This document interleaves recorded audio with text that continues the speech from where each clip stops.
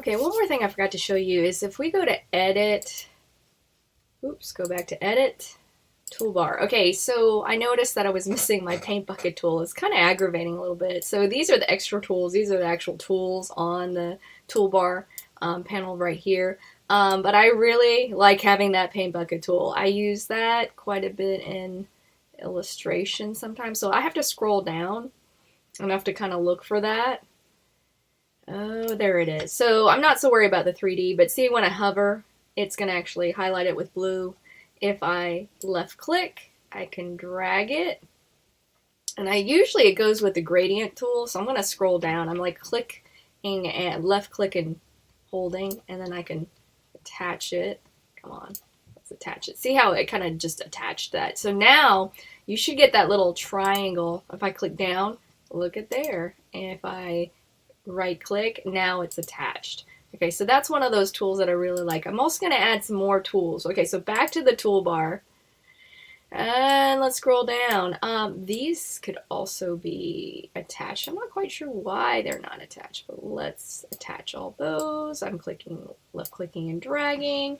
It's going to add a little bit more real estate to my menu bar there. And then I'm going to go ahead and this one, and you can move them back and forth. Also want to add, I cannot believe this one's not on there, the polygon tool. I'm going to add that as a separate one. Actually, I'm going to hide it with the lasso tool.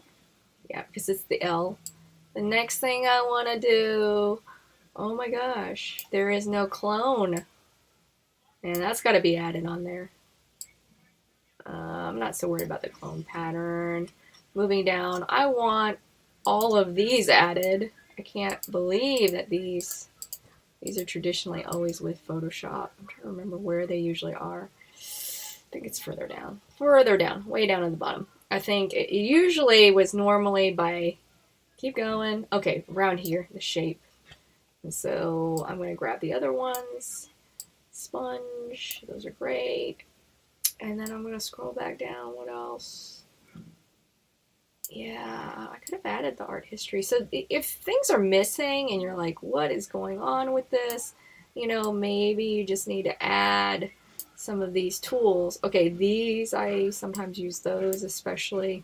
So those are usually further down at the bottom, usually by the sponge tool. So I'm going to throw those over here, attach those, and attach those. And I think the other, oh, polygon tool, let's add that over there.